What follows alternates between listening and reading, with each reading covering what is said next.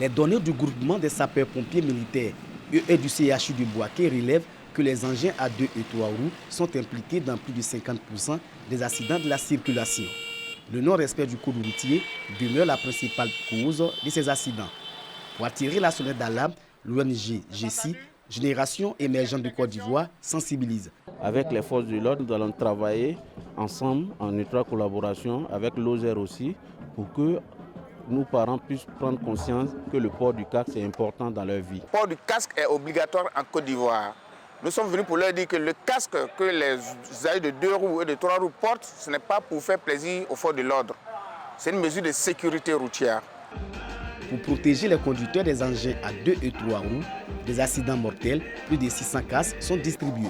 Les acteurs s'engagent à se conformer aux réglementations en vigueur afin de réduire le taux des accidents.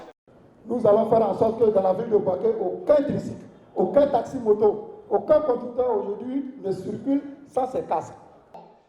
Le ministre des Transports invite les opérateurs économiques et d'autres organisations à suivre l'exemple de la GECI. Amadou Kone annonce des mesures pour simplifier l'immatriculation des motos et l'obtention des documents. Le gouvernement travaille très rapidement.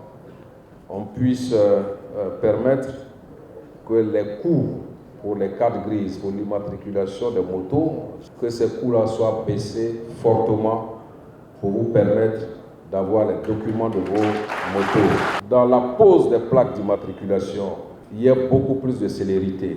À partir de la carte grise, les plaques d'immatriculation puissent être disposées sur vos motos, donc en 24 heures. Cette deuxième édition des sensibilisations sur les civils routiers est marquée par une parade motorisée à travers la ville de Bouaké et une compétition de motocross.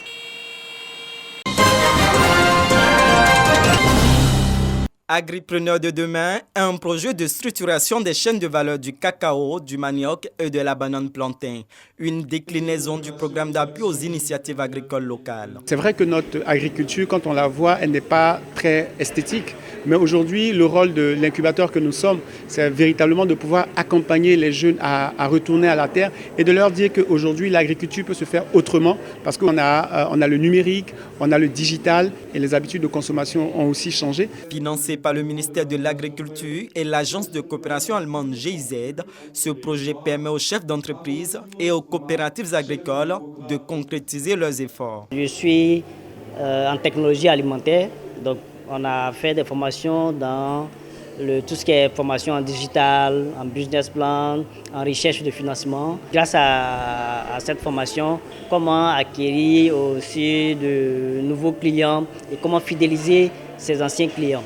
Ça m'a permis de bien organiser mes employés. On a toujours fait le cacao de manière ordinaire.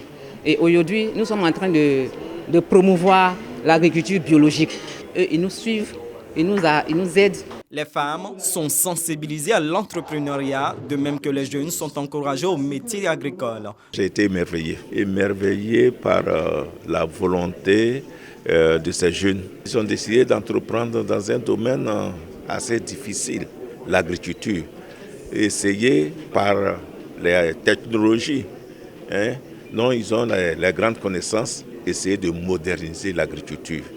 Et moi, je crois que c'est un bon choix. Ce projet aidera à formaliser et à redynamiser les chaînes de valeur agricole de Côte d'Ivoire à travers l'accompagnement de 30 000 acteurs d'ici à 2025.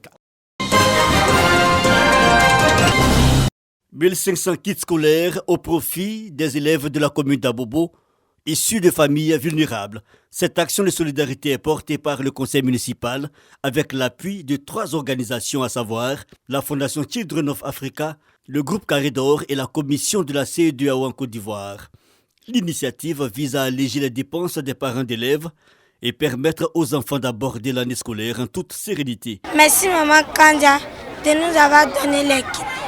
Je te promets qu'on va bien travailler à l'école. Notre DREN s'associe aux parents soulagés pour vous remercier de tout cœur. Soyez rassurés de notre indéfectible soutien en faveur de l'éducation.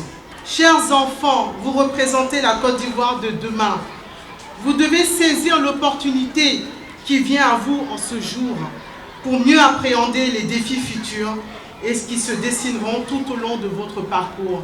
Portant la voix de ses administrés, Le maire Kandia Kamara salue les efforts des partenaires, en l'occurrence la Fondation Children of Africa, dont les nombreuses initiatives contribuent au rayonnement du système éducatif à Abobo. On se rappelle encore de la venue ici de Madame la Première Dame pour inaugurer une école primaire d'excellence.